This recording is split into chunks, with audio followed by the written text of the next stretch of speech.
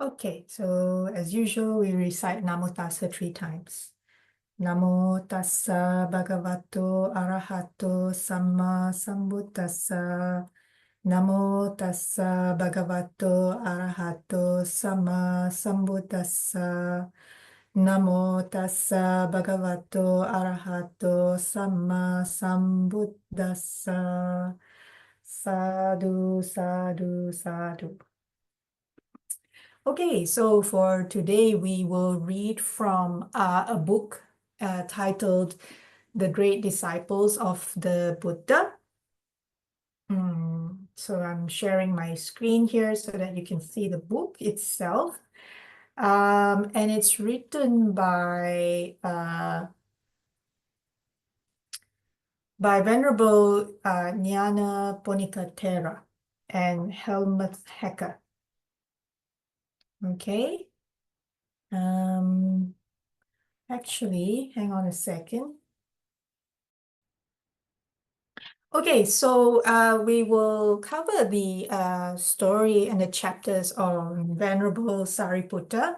We will spread it across several weeks. In between these readings, some weeks we will also have Bhante Dhammagavesi and other team guides come give talks as well. For today, we start on the first few chapters talking about Venerable Sariputta. So just to share for those of you who are interested, this is a book that's published by the Buddhist Publication Society in Kandy, Sri Lanka. Okay, so let's read about Venerable Sariputta. So I won't read the full prologue. Whoops, I just realized that I forgot to share my screen again. Let's share my screen. Yes, okay. So now you should be able to see my screen, but if you don't, please do give a shout. Venerable Nyanaponika Thera wrote a prologue first to introduce who Venerable Sariputta was. I won't read the full prologue, but I thought I'd just read the first few paragraphs. So as a kind of an introduction. So in many temples in Sri Lanka, you will find on either side of the Buddha image, the statues of 2 monks. Their robes are draped over one shoulder and they stand in the attitude of reverence with joined palms. Quite often there are a few flowers at their feet laid there by some pious devotee. So this is also true of not only in Sri Lanka, but a Buddhist country where there is a temple of Sri Lankan heritage, let's say. So it's, let's say, built or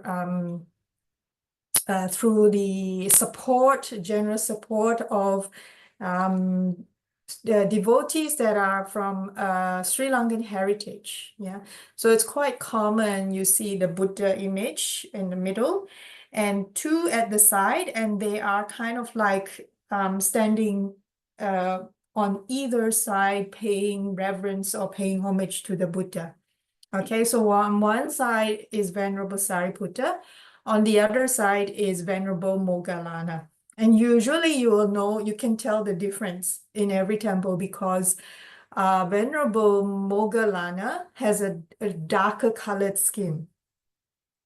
Okay, so there are chapters on Venerable Moggallana's story in this book as well. We'll see if we get there. So if you ask who they are, you will be told they are the enlightened ones, 2 chief disciples, the arahants Sariputta and Moggallana.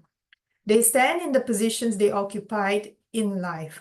Sariputta on the Buddha's right, Moggallana on the Buddha's left. When the great stupa at Sanchi was opened up in the middle of the last century, the relic chamber was found to contain 2 stone receptacles.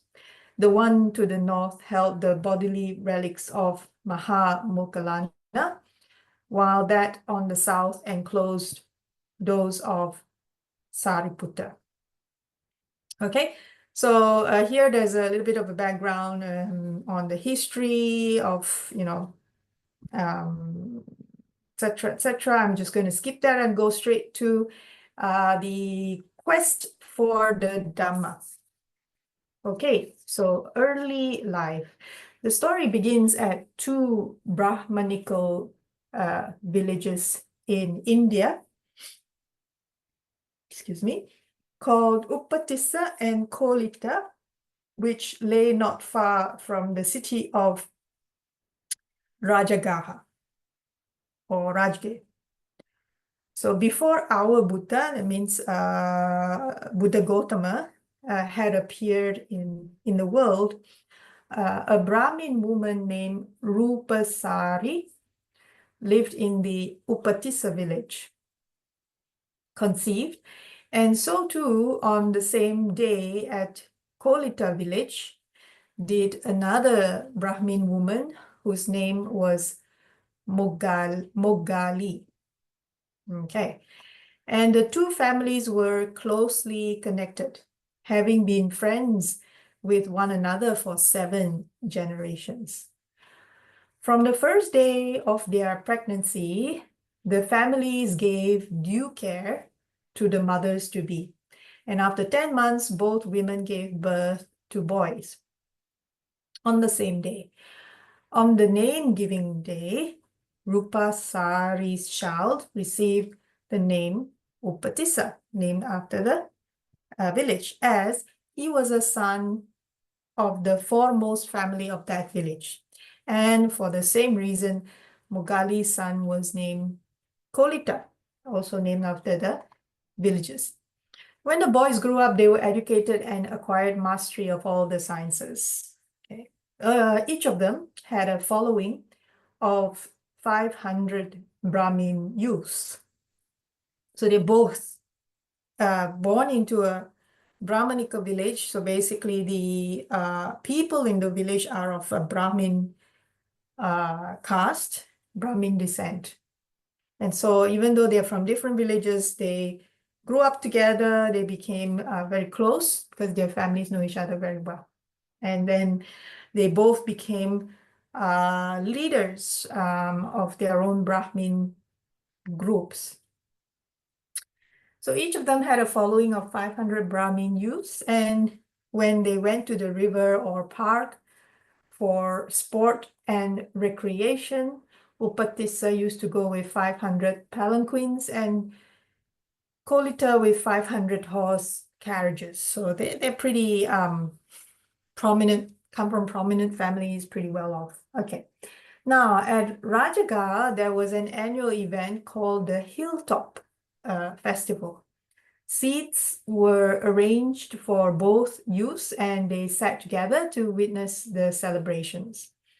When there was an occasion for laughter, they laughed. When the spectacle was exciting, they became excited. And they paid their fees for the extra shows.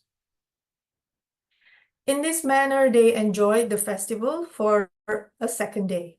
On the third day, however, strange thoughts cast their shadows across their hearts, and they could no longer laugh or share in the excitement.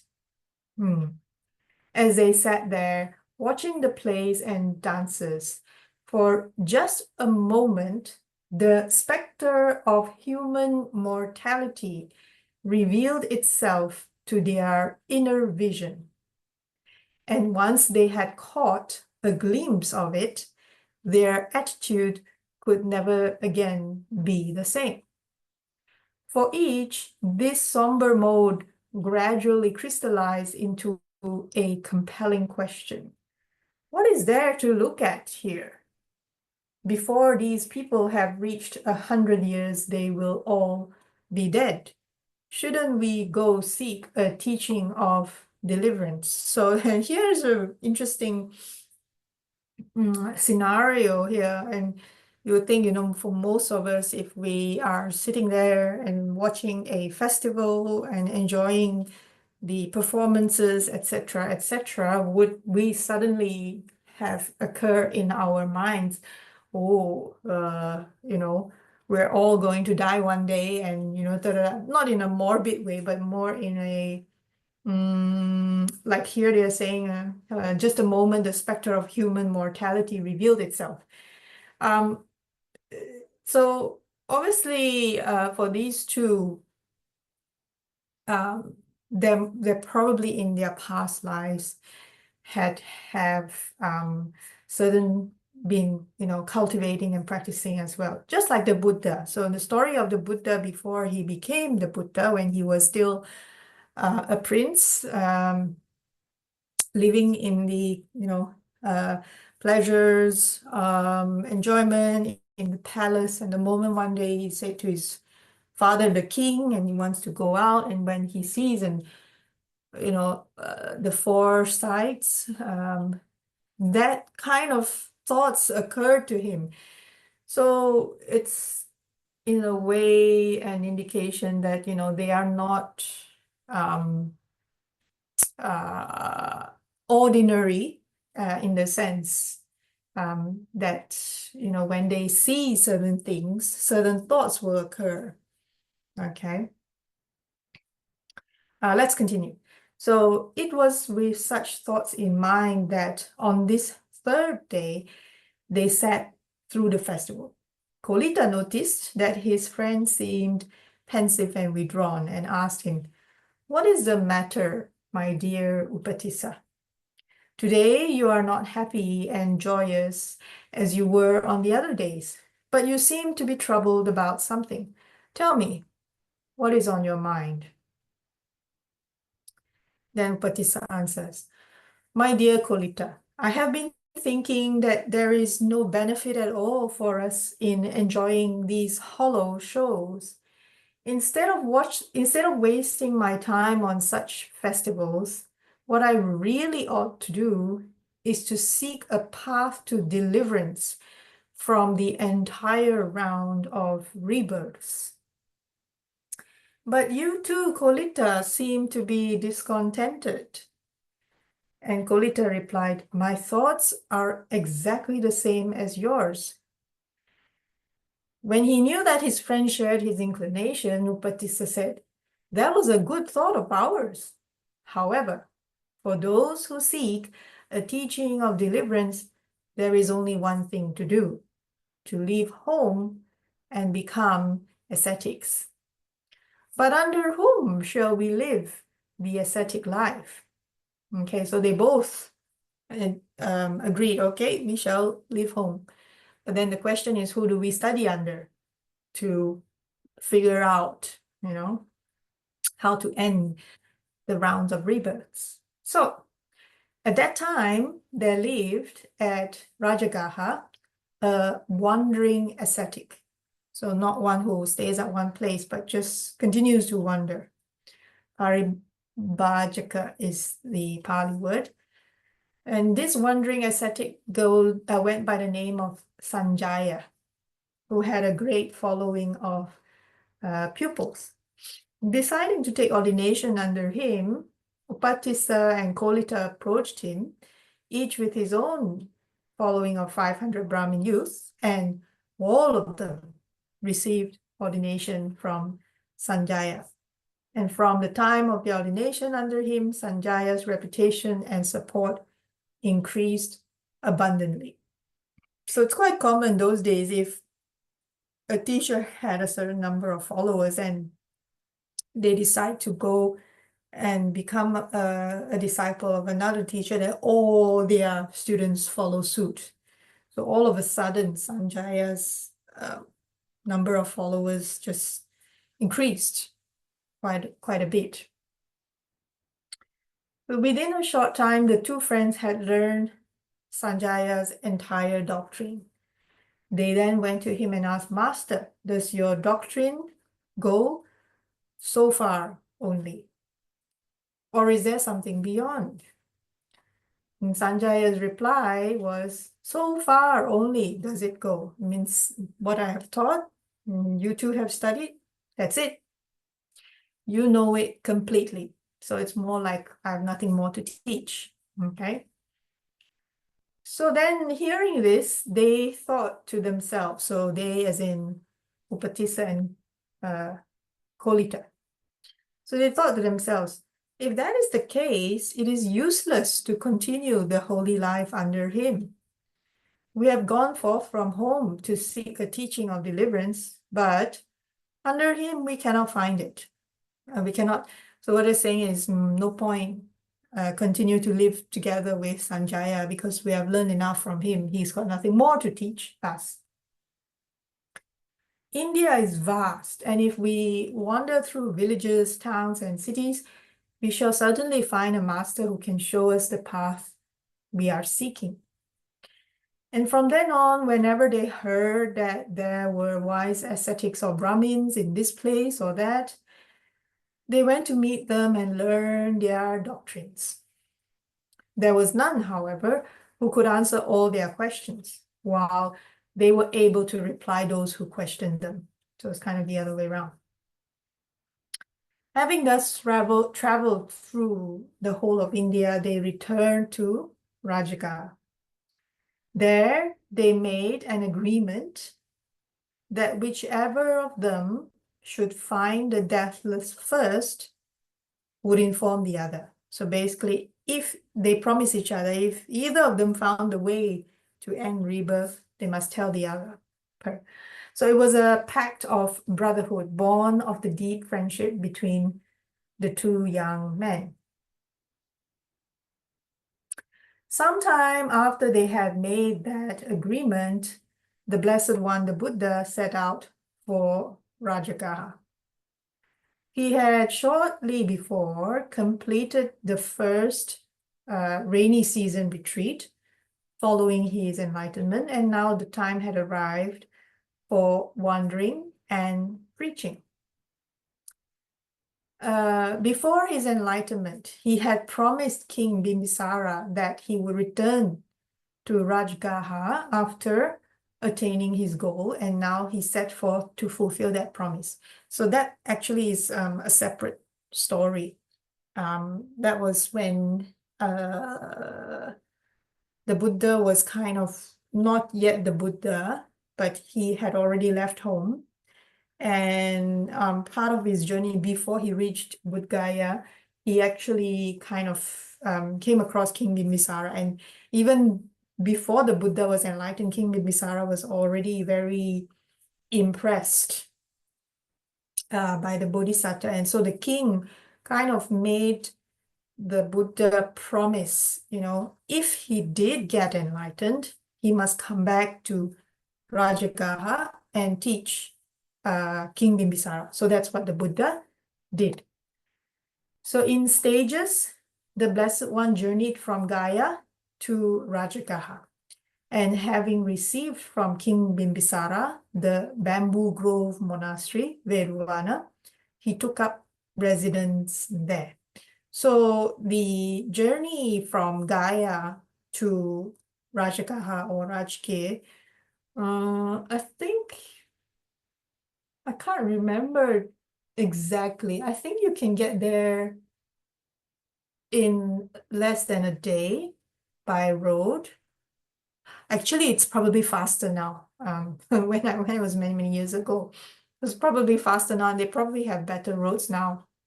If anyone here who's dialed in had been there recently, you can share. But obviously, during the Buddha's time, he walked. So he would have had to, stop. So the journey would have been in stages, stop a couple of times. And in Rajgir, there is quite a nice grove or park, something like that, called Bamboo Grove. And so the king kind of gave the Buddha that grove to set up residence, set up a monastery there. As far as I know, that grove still exists. It's very nice, comfortable.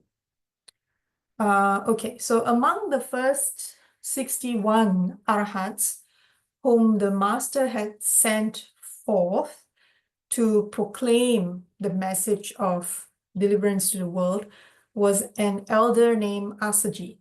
So some of you who are familiar with the story of the birth of the from the time that he was born and Assaji was actually one of the five. Oh wait, hang on. Sorry, my mistake. Assaji actually was not during the birth of the Buddha. During the time that, sorry, I mix up the stories. During the time when the Buddha was, before he went on his own to Gaia to seek enlightenment, he actually practiced with some wandering ascetics who were very strict in austere practices. One of them was Assaji. And so when the Buddha, those of you who remember the story, he was practicing severe austerities and still couldn't gain enlightenment. Then he overheard a conversation between a lute player and somebody else saying that, I hope people know what a lute is. It's like a musical instrument with strings. Think of a guitar, but not really, yeah? Doesn't look like a guitar at all. So I think the lute player was saying to someone, if the string is too tight, pulled too tight, then quite likely it will snap. And if it is too loose, then it won't make a sound when plucked. And that was actually kind of a insight. The Buddha realized that austere practices don't lead the way. It's actually the middle path. So from that point on, the Buddha decided not to carry on with the austere practices. And when that happened, this group of 5 ascetics decided to leave the Buddha because they were like, oh, he's given up in the search of the past, so let's abandon him, kind of thing. Okay. So when the Buddha gained enlightenment, he was kind of like, who will understand what I'm about to tell or share? And then he thought of this group of ascetics. So he went in search of them, and amongst them, Assaji was, I think, the first one. Yeah, I think Assaji was the first one. Anyway, let's go back to the story, the writings from Venerable Nyanaponika Thera. Okay, so among the first 61 arahants whom the master had sent forth to proclaim the message of deliverance to the world was an elder named Assaji. So Assaji had belonged to the group of 5 ascetics who had attended upon the Buddha, upon the Bodhisattva, when he was engaged in his ascetic practices. And he was also one of the first 5 disciples. So sometimes you see some drawings, paintings of the, correct me if I'm wrong, those of you who know, I think it's the Dhammika Stupa in the Deer Park. And then you see 5 disciples around the Buddha when he's giving the first sermon. So the turning of the wheel, Dhammacakka Pavattana Sutta. And Assaji is one of those 5. So the first 5 disciples. So one morning when Assaji was walking on alms round in Rajagaha, Upatissa saw him calmly wending his way from door to door with his bowl in hand. So it's how during the Buddha's time, that's what the monks do on alms round. They go from door to door. They don't, they probably make a small sound, or at least they make their presence felt, I think, but they wait for a while in front of the door. So if there's no one to come and offer them food, then they go to the next household. So they go door to door like that. Okay. So Upatissa saw Assaji, struck by Assaji's dignified and serene appearance, Upatissa thought. Never before have I seen such a monk. He must be one of those who are arahants or who are on the way to arahantship. Should I not approach him and question him? But then he considered, it is not the proper time now for putting questions to this monk, as he is going for alms through the streets. I had better follow behind him after the manner of supplicants. And he did so. So even then, Upatissa he had the wisdom to know when was an appropriate time to ask questions, to seek for the teachings, when was not the appropriate time. And he realized that wasn't a good time because, Assaji was going around for alms. So he thought, okay, I will just follow behind and wait until it was a good time.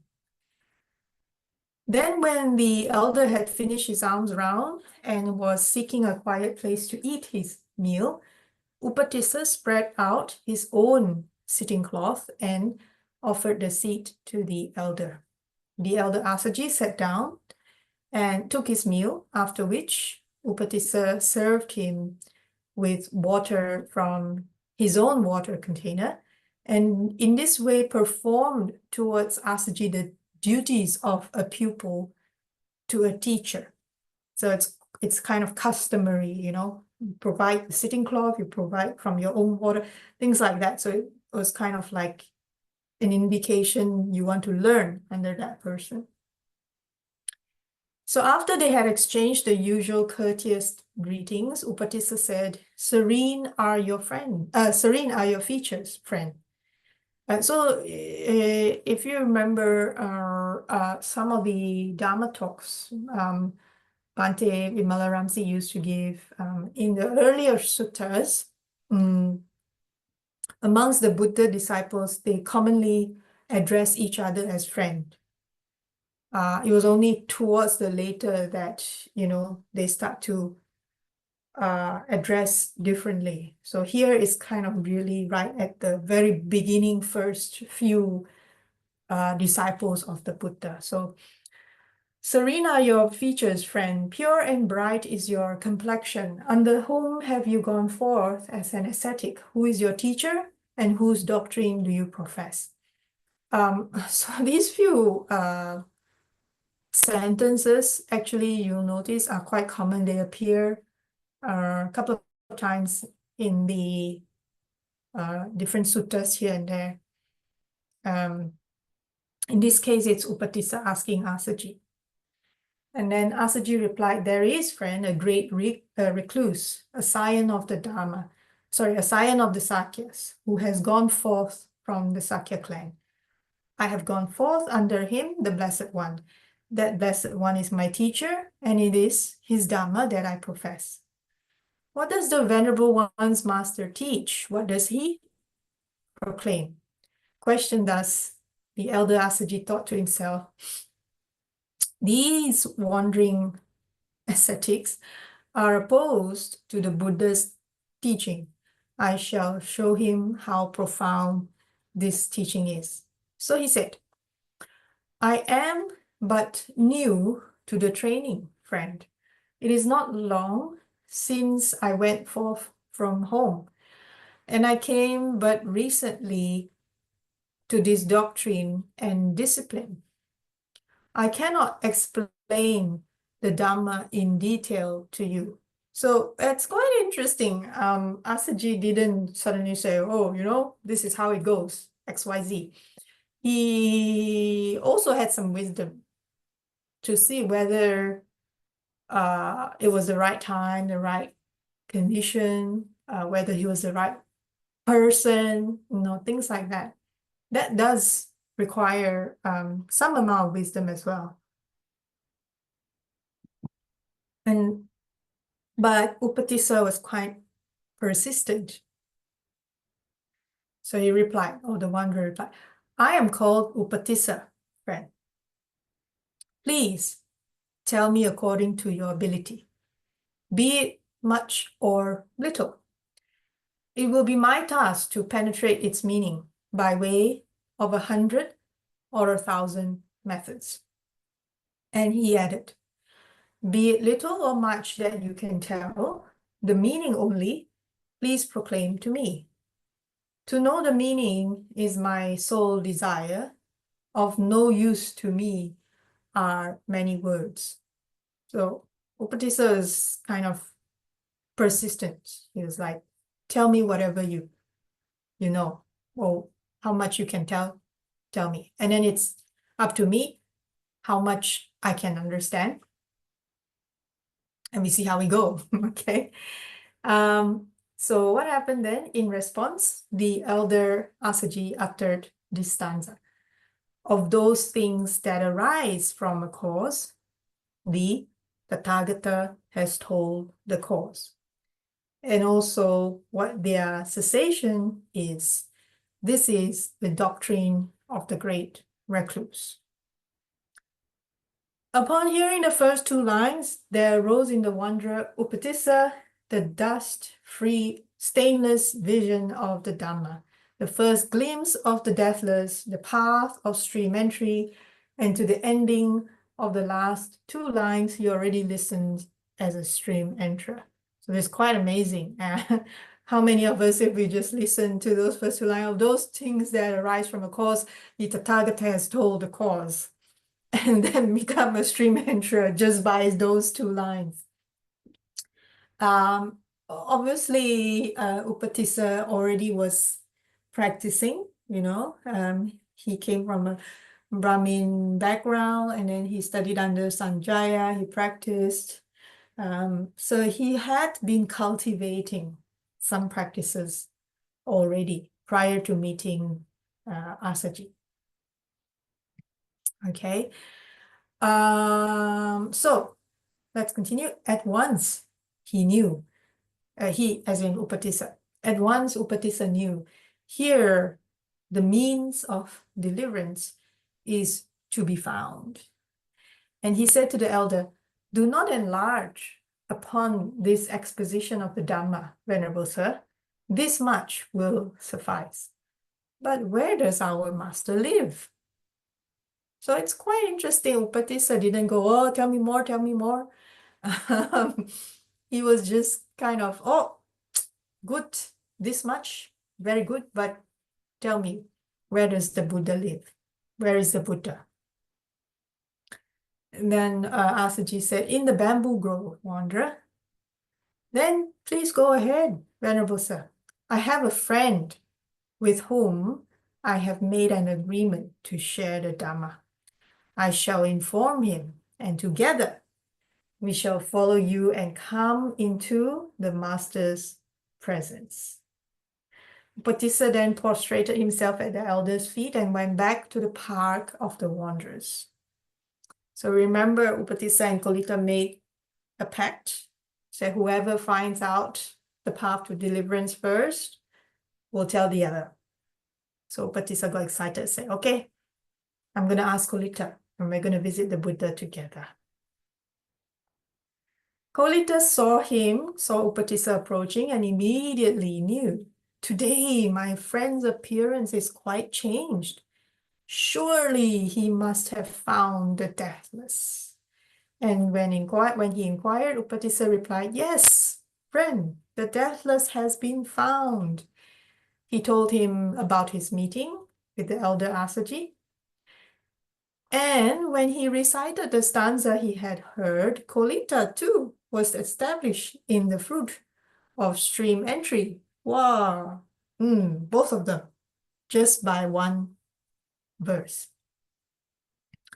Then Kolita asked, where, my dear friend, does the master live? He asked. I learned from our teacher, the elder Assaji, that he lives at the Bamboo Grove. Then let us go, Upatissa, and see the master, said Kolita.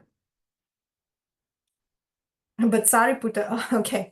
So actually, Upatissa is the name of Sāriputta. Sāriputta is his ordained name. So when he took refuge under the Buddha, then he was given Sāriputta from then on, but Upatissa was his kind of lay name. Okay, suddenly, anyway, suddenly it's like Sāriputta. It probably should have gone, but Upatissa, okay, was one who always respected his teacher.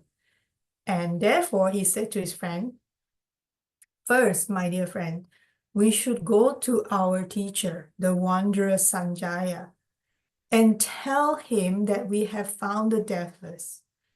If he can grasp it, he will penetrate to the truth.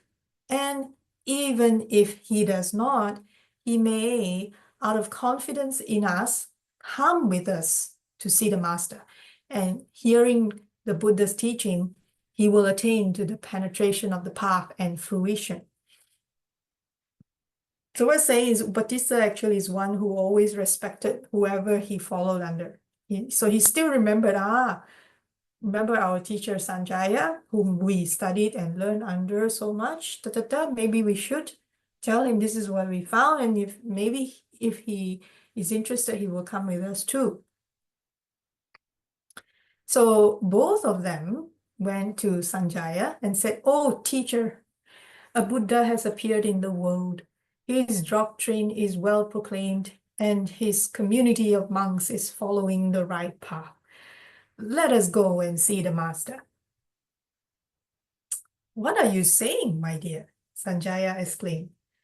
And refusing to go with them, he offered to appoint them as co-leaders of his community, speaking of the gain and fame such a position would bring them. So remember, Sanjaya had a number of followers, and then when Upatissa and Kolita followed, they brought in more people. So he actually had a large number of following. So he's trying to say to Upatissa and Kolita, "Join me in leading this big group.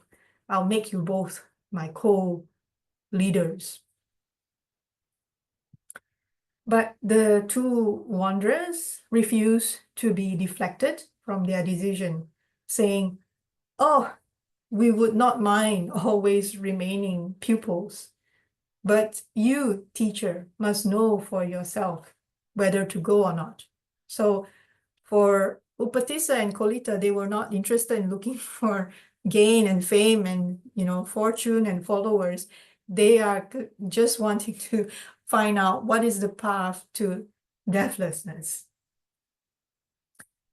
Then Sanjaya thought, if they know so much, they will not listen to what I say. And realizing this, he replied, "You may go then, but I cannot." "Why not, teacher?" "I am a teacher of many.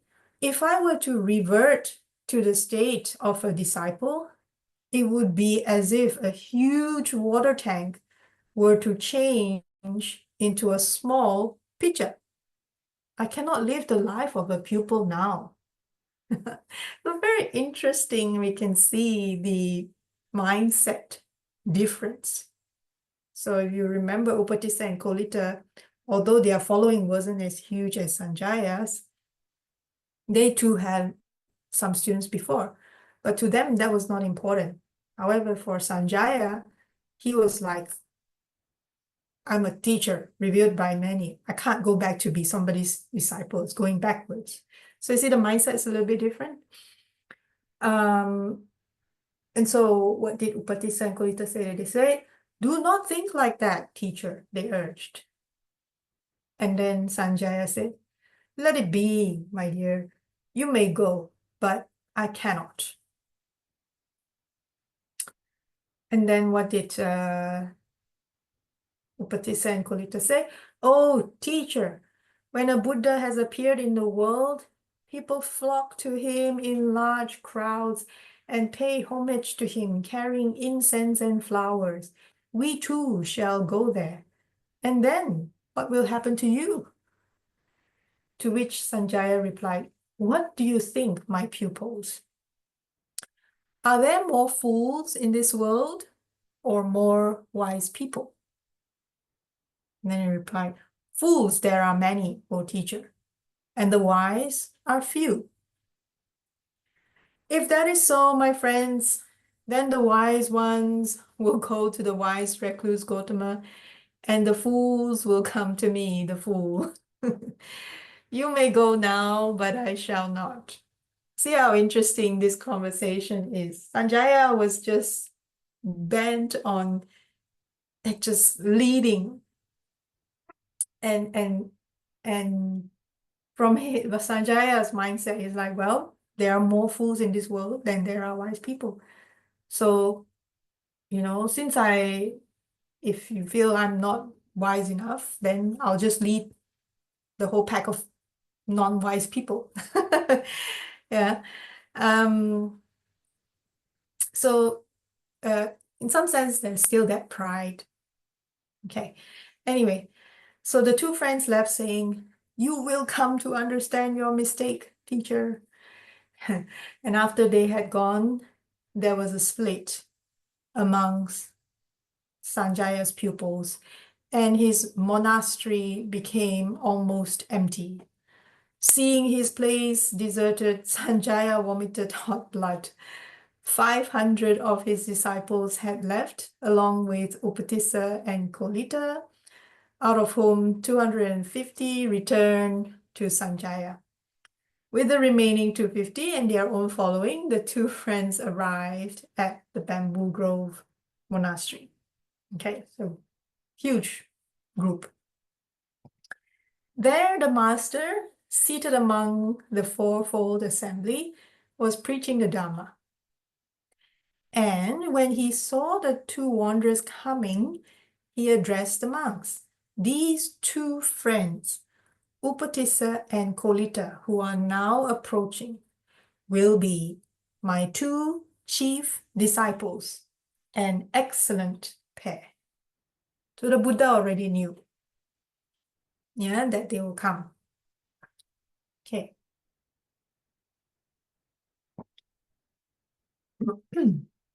And having arrived, the friends bowed low in homage to the Buddha, to the Blessed One, and sat down one side. When they were seated, they said to the master, "May we obtain, Lord, the going forth under the Blessed One. May we obtain the higher ordination." And the Blessed One said, "Come, bhikkhus, well proclaimed is the Dhamma. Now live the life of purity to make an end of suffering." This alone served as the ordination of these venerable ones. So in the earlier disciples of the Buddha, in the beginning, their ordination was really quite simple. It was really as simple as that.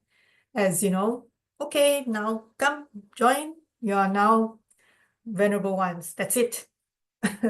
Really quite basic. But that was just the earlier times. Then later on, there were a couple more steps in the process. Okay, so then, because the Buddha was giving a sermon, right? So he continued his discourse, taking the individual temperaments of the listeners into consideration. And with the exception of Upatissa and Kolita, all of them attained to arahantship. Interesting, eh? But on that occasion, the two friends did not attain the higher path and fruition, higher path and fruits. For them, a longer period of preparatory training was needed in order that they could fulfill their personal destiny, that of serving as the Blessed One's chief disciples. After their entry into the Buddhist order, the texts always refer to Upatissa by the name Sāriputta, while Kolita is always called Moggallana.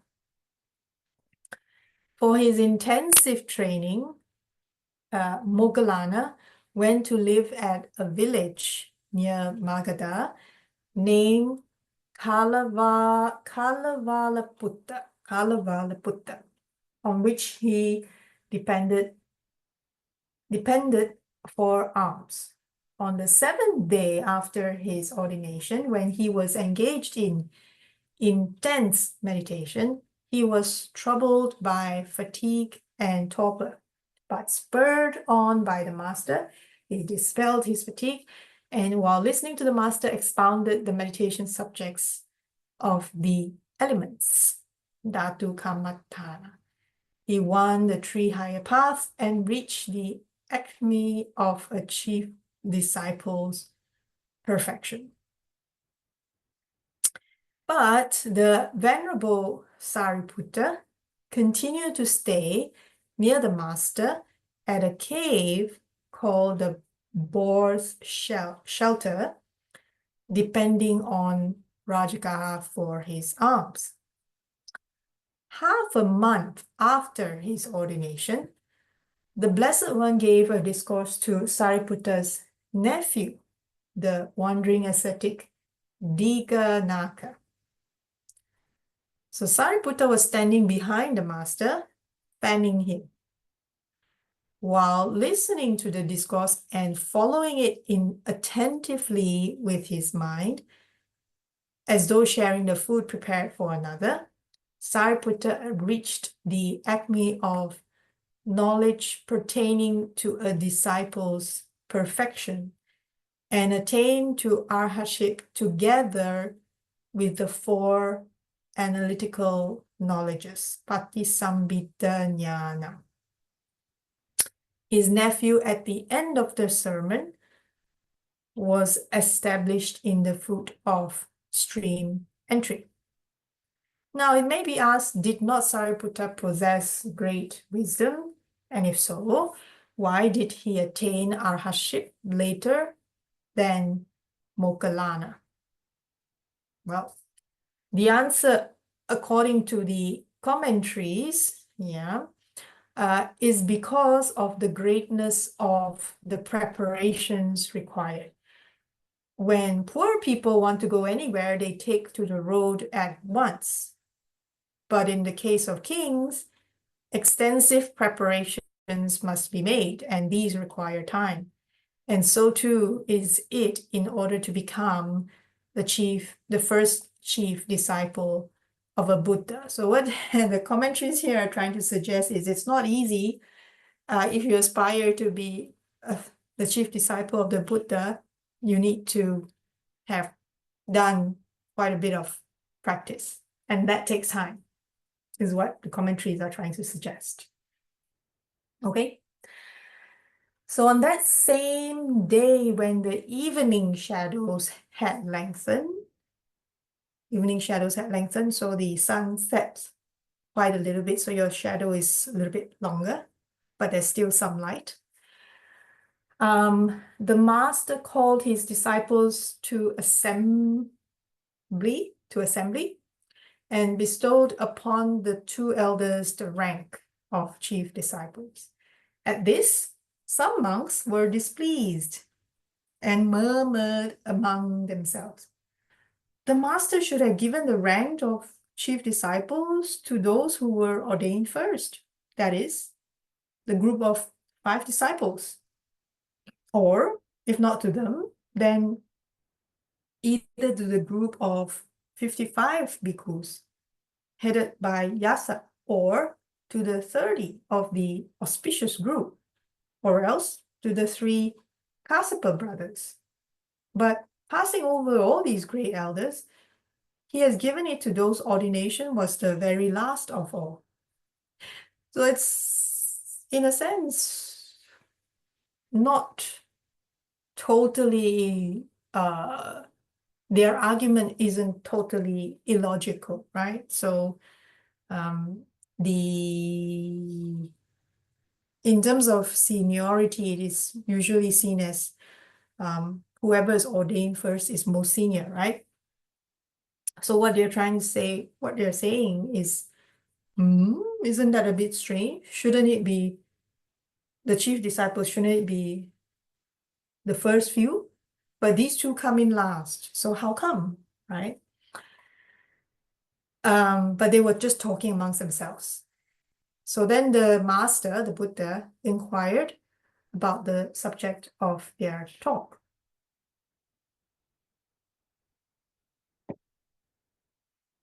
When they told him, he said, I do not show preference, but give to each what he has aspired to. When, for instance, Anya Kondanya in a previous life gave alms 9 times during a single harvest, he did not aspire to be a chief disciple. So Anya Kondanya did not aspire chief discipleship. His aspiration was to be the very first to penetrate to the highest state, arahantship. So Anya Kondanya was also one of the first 5 disciples. So when the Buddha gave the first sermon, Anya Kondanya was the first one to attain arahantship. So what the Buddha is saying is, well, that's also because during a previous life when he was giving alms, he made that aspiration. And so it came about. But many aeons ago, so 1 aeon is the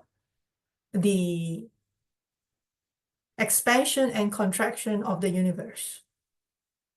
I think, if my memory has not failed me, please correct me if I'm wrong.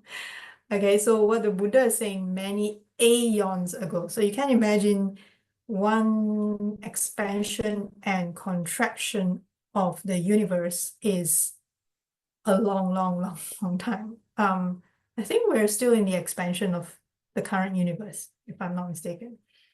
So many, many aeons ago, at the time of the Buddha Anomadasi, many Buddhas ago, Sāriputta and Moggallana made the aspiration for chief discipleship. And now the conditions for the fulfillment of that aspiration have ripened.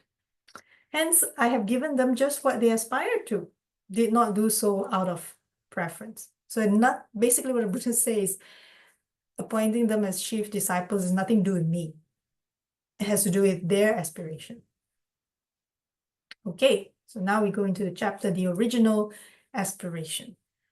Okay, so just a couple more pages and then we'll end for today. The Buddha's statement underscores a fundamental tenet of Buddhist thought, that who we are and what we reap as our life's destiny is not the product simply of our intentions and activities within the brief span of time that began with our physical birth, but reflects a deep wellspring of past experience accumulated in the beginningless round of rebirths, samsara. Thus, the story of Sāriputta, the great disciple, properly begins in the distant past, which events that have been preserved for us in the form of legend. Such legends, however, are not mere fictions spun by an excessively vibrant imagination. They are, rather, narrative representations of principles that are too profound and universal to be reduced to mere matters of historical fact, principles that can be adequately conveyed only by turning facts into sacred archetypes and archetypes into spiritual ideals. This particular legend unfolds 1 incalculable period, asankhya, and 100,000 aeons in the past. Gee, that's a very, very, very, very long time ago. At that time, the being who was to become the Venerable Sariputta was born into a rich Brahmin family and was given the name Sārada. At the same time, the future Moggallana was born into a wealthy householder family and was named Sirivardhana. The 2 families were acquainted, and the boys became playmates and close friends. So they have been friends for a long time. Okay. On the death of his father, Sārada inherited the vast family fortune. But before long, reflecting in solitude on his own inevitable mortality. So even back then, he already had such thoughts. He decided to abandon all his property and go forth seeking a path to deliverance. Sarada approached his friend Sirivadana and invited him to join him on this quest. But Sirivadana, still too strongly attached to the world, refused. Sarada, however, was firm in his decision. He gave away all his wealth, left the household, and took up the life of a matted hair ascetic. Quickly and without difficulty, he mastered the mundane meditative attainments and supernormal powers and attracted to himself a band of disciples. Thus, his hermitage gradually became home to a large community of ascetics. At this time, the Buddha Anumadasi, the 18th Buddha, counting back from the present Buddha Gautama, had arisen in the world. One day, on emerging from meditative absorption, the Buddha Anumadasi cast his net of knowledge out upon the world and beheld the ascetic Sarada and his retinue. Realizing that a visit to this community would bring great benefits to many beings, he left behind his monks and journeyed to their hermitage alone. So the Buddha Anumadasi went to visit Sarada. Sarada noticed the marks of physical excellence on the body of his visitor and at once understood that his guest was a fully enlightened one. He humbly offered him a seat of honor and provided him with a meal from the food gathered by his disciples. Meanwhile, the Buddha's monks had come to join him at the hermitage, 100,000 arhats, free from all defilements, led by the two chief disciples, Nisaba and Anuma. To honor the Buddha, the ascetic Sarada took a large canopy of flowers and, standing behind the Blessed One, held it over his head. The master entered the attainment of cessation, Nirodha Samapatti, the meditative state wherein perception, feeling, and other mental processes utterly cease. He remained absorbed in this state for a full week, while throughout that entire week, Sarada stood behind him, holding aloft the canopy of flowers. So you can imagine that huge I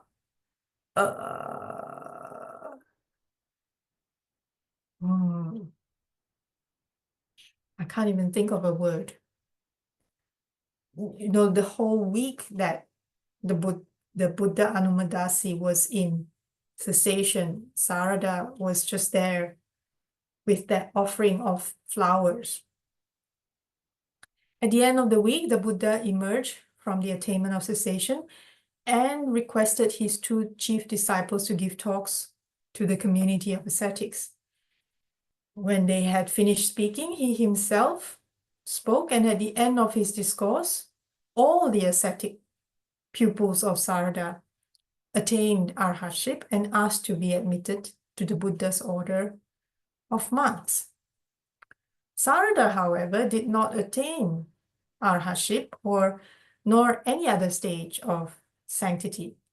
For as he listened to the discourse of the chief disciple Nisaba and observed his pleasing deportment, the aspiration arose in his mind to become the first chief disciple of a Buddha in the future. Thus, when the proceedings were finished, he approached the Buddha Anumadasi, prostrated himself at his feet, and declared, "Lord, as the fruit of the act of homage I performed toward you by holding the canopy of flowers over you for a week, I do not aspire for rulership over the gods, nor for the status of Mahabrahma, nor for any other fruit, but this, that in the future, I might become the chief disciple of a fully enlightened one. Then the master, the Buddha Anumadasi, thought, will his aspiration succeed? And sending out his knowledge into the future, he saw that it would. Then he spoke out, and then he spoke to Sāriputta thus. This aspiration of yours will not be barren. In the future, after an incalculable age and 100,000 aeons, a Buddha by the name of Gautama will arise in the world, and you will be his first chief disciple, the marshal of the Dhamma, named Sāriputta. After the Buddha left, Sāriputta went to his friend, Sirivadana, and urged him to make an aspiration to become the second chief disciple of the Buddha Gautama.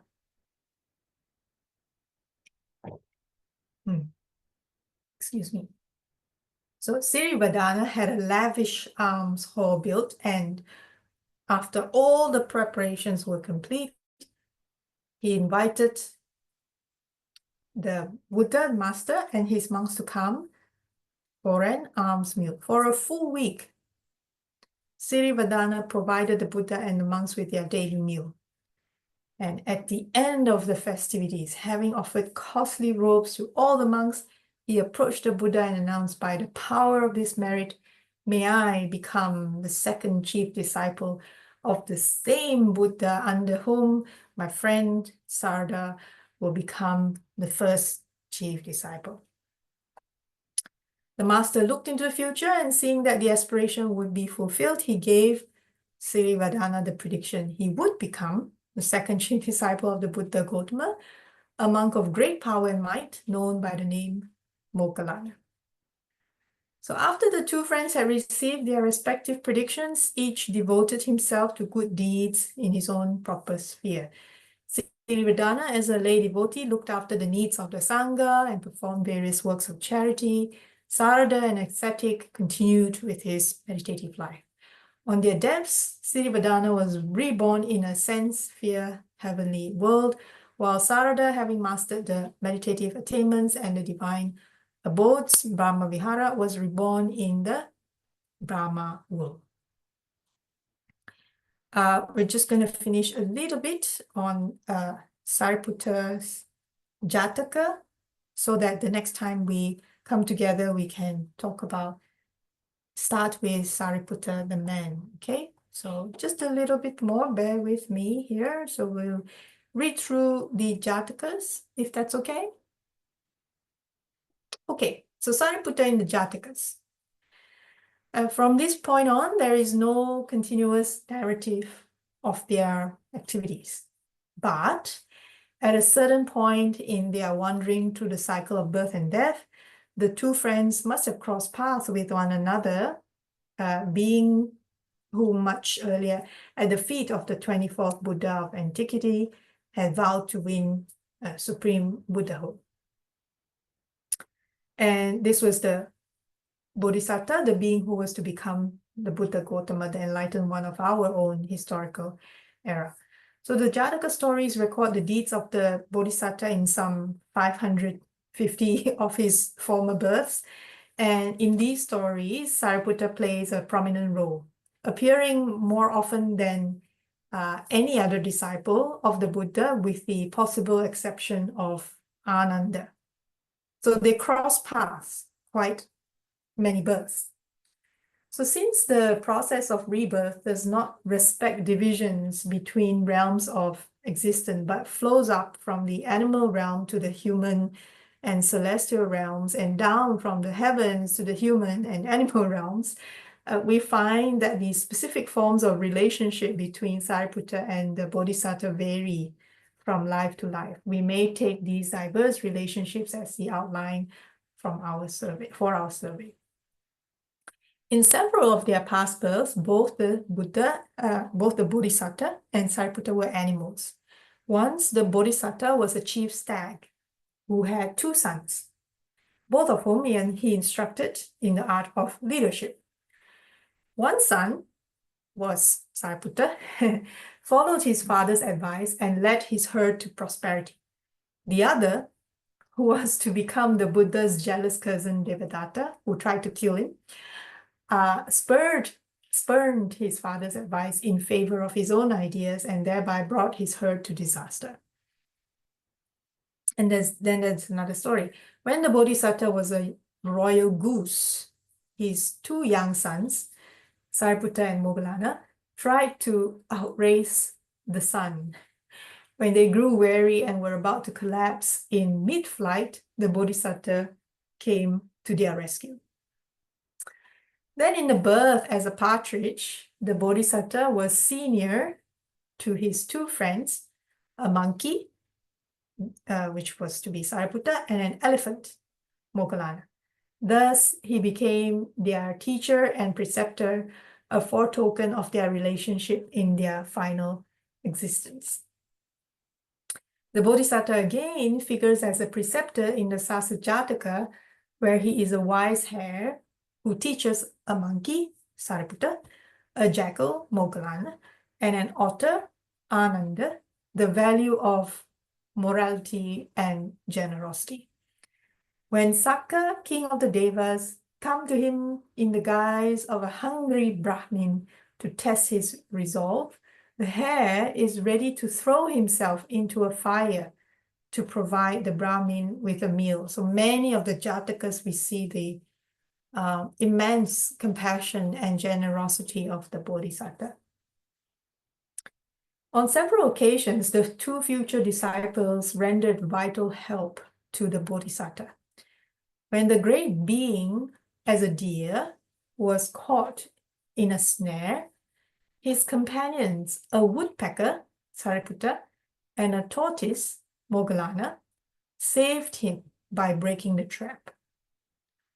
Although the hunter, Devadatta, caught the tortoise, the other two animals came to his rescue and succeeded in freeing him. The Bodhisattva was not, however, always so fortunate, and the Jatakas record this share of tragedies.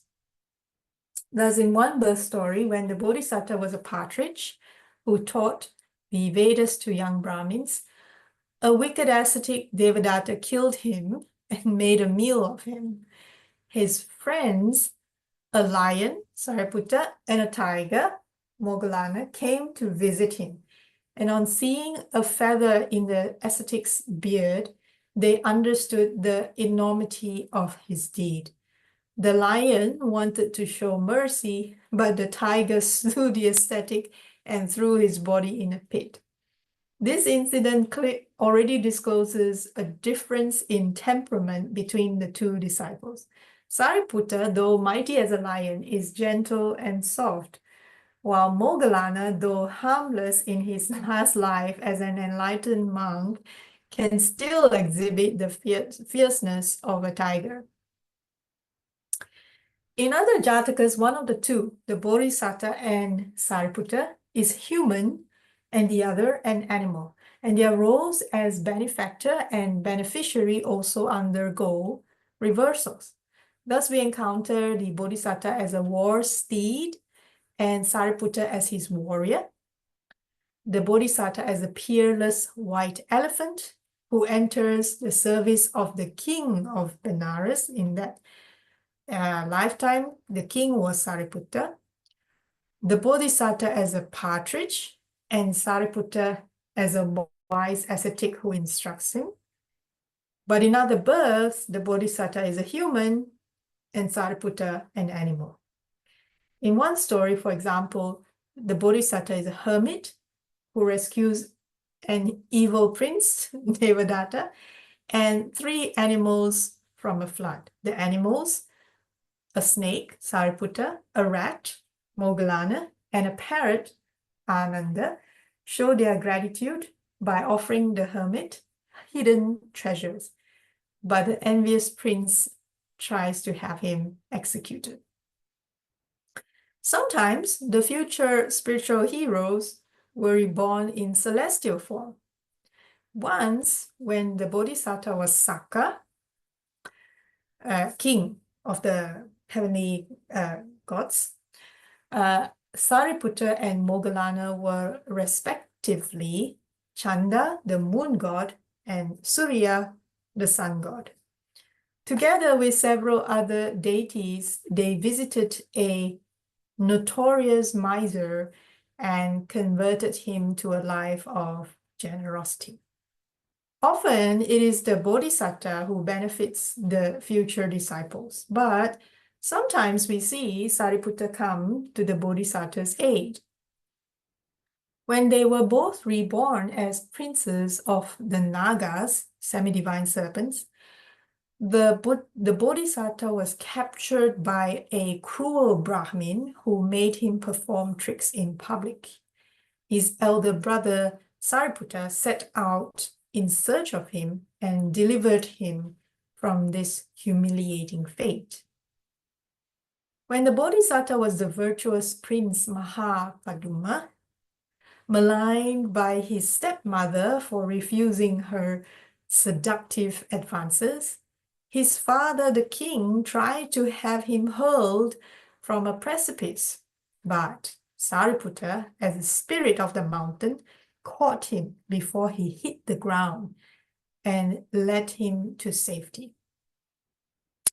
Most often in the Jatakas, the Bodhisattva and Sāriputta appear in human birth. In such stories, the Bodhisattva is invariably the hero, the supreme exemplar of virtue and wisdom, while Sāriputta appears as his friend, pupil, son, or brother, and often serves as his benefactor. In one life, the Bodhisattva was a king, and Sāriputta his charioteer. When they crossed paths with a chariot carrying a rival king, Ananda, Sāriputta and the rival charioteer, Moggallana, compared their respective kings' merits. The rival had to admit the superiority of Sāriputta's master, who ruled by bestowing benefits on both the good and the wicked, while his own master rewarded the good and punished the wicked. In the influential Kantivadi Jataka, the Bodhisattva as the saintly preacher of patience is reviled and tortured by the wicked king Kalabu, who is Devadatta. After the king had severed the Bodhisattva's limbs to test his patience, the king's general, Sāriputta, bandages the Bodhisattva's wounds and begs him not to take revenge. Often in the longer Jatakas, the Bodhisattva enters upon the ascetic life, and Sāriputta usually joins him in this quest. Such an inclination would have been deeply implanted in the temperaments of both men, who in their last existence would consummate their spiritual careers only after going forth into homelessness. When the Bodhisattva was the chaplain's son, Hatipala, he was named the heir to the throne by the childless king. Recognizing the danger in worldly life, he decided to become an ascetic and was soon joined by his 3 brothers, the eldest of whom was the future Sāriputta. In the Indriya Jataka, the Bodhisattva was an ascetic with 7 chief disciples, 6 of whom, including the eldest, Sāriputta, eventually leave him to establish their own hermitages, but Anusisa, Ananda, remains behind as his attendant. This presages the relationship between the Buddha and Ananda in their last existence. Interesting. Sāriputta did not always concur with the Bodhisattva's decision to renounce the world. When Bodhisattva, as a king, decided to enter the ascetic life, his eldest son, Sāriputta, and youngest son, Rahula, pleaded with him to give up this idea, and he had to struggle inwardly to overcome his attachments to his sons. In still another birth, however, the Bodhisattva wavered in his decision to go forth.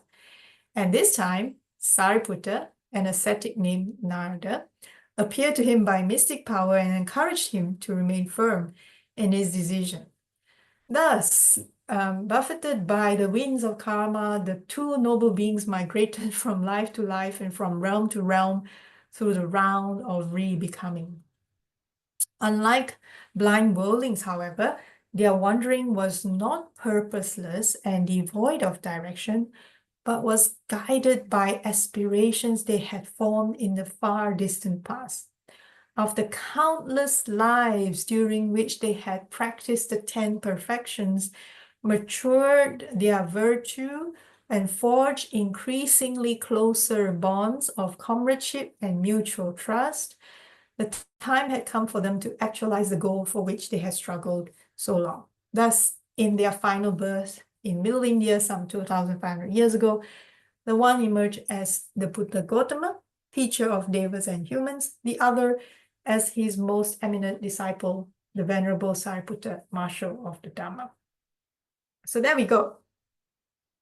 A little bit of an introduction before we really go into understand Sāriputta, the chief disciple. So a little bit of a background where he came from, the aspiration that he made so many aeons ago, long time ago, and how many births, countless times that he and the Buddha Gautama had crossed paths in the many rounds of rebirth. Any questions or comments, those of you who have dialed in? So today's reading was a little bit long. Hai has a question, yes?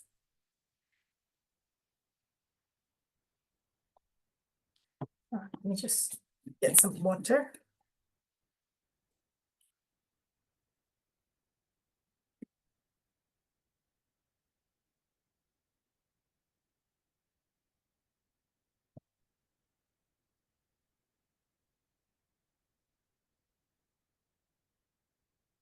Where it says that Upatissa had his first glimpse of Deathless.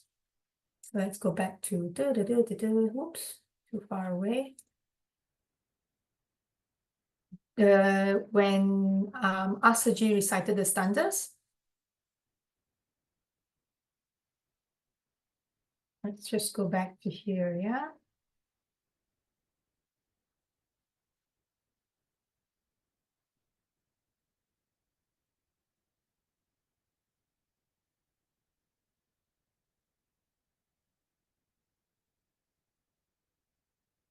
You're saying here?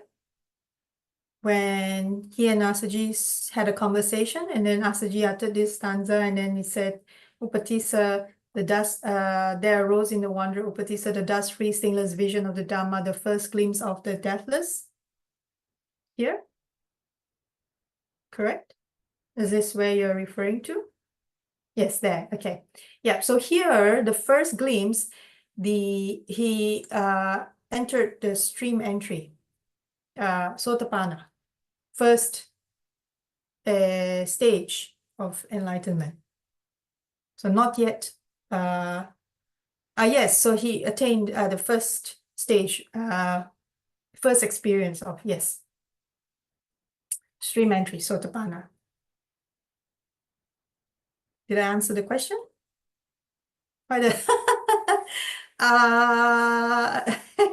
Yeah, like I said, not everyone who listen, we've been reciting this stanza again and again. Anyone here has attained the first path of stream entry? I'll recite again Venerable Assaji's stanza. Of those things that arise from a cause, the Tathagata has told the cause, and also what their cessation is. This is the doctrine of the great recluse. So just by listening to that, Sāriputta attained path of stream entry. So he became a Sotapanna. All right.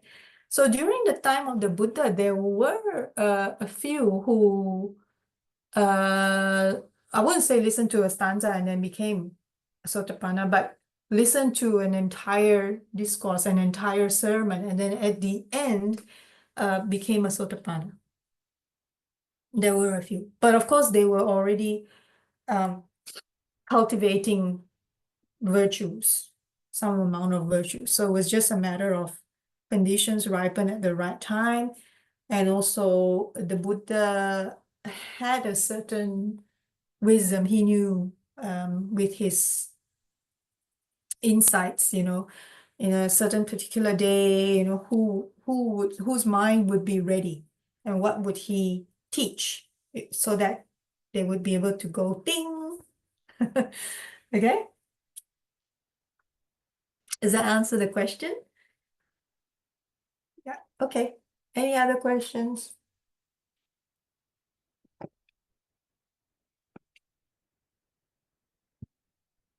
But it's interesting when we read through the Jatakas that we can see, and also the part on aspiration, that so much was done before Venerable Sariputta eventually became the chief disciple of the Buddha. I'm not saying we all here need to aspire to become a chief disciple of a future Buddha. That's not the intention, but it's just, just to have a bit of an overview what it takes if someone were to make such an aspiration. It's not an easy feat. Okay. Any other thoughts, or anyone wants to share any? Yeah, today we dragged on a little bit, but I hope it was interesting. Was it interesting? Yes, no? Interesting, yes, good. Okay, good. So next week, if nobody has any more questions or kind of fun. Yeah, it's kind of fun. So I try to read it in a kind of fun way, especially on the Jataka section. Jatakas are normally used to teach Sunday school most of the time, but actually it's also quite fun. There are a lot of values and teachings on cultivating virtues. The 10 perfections, for example, virtue of, let's say generosity is a virtue.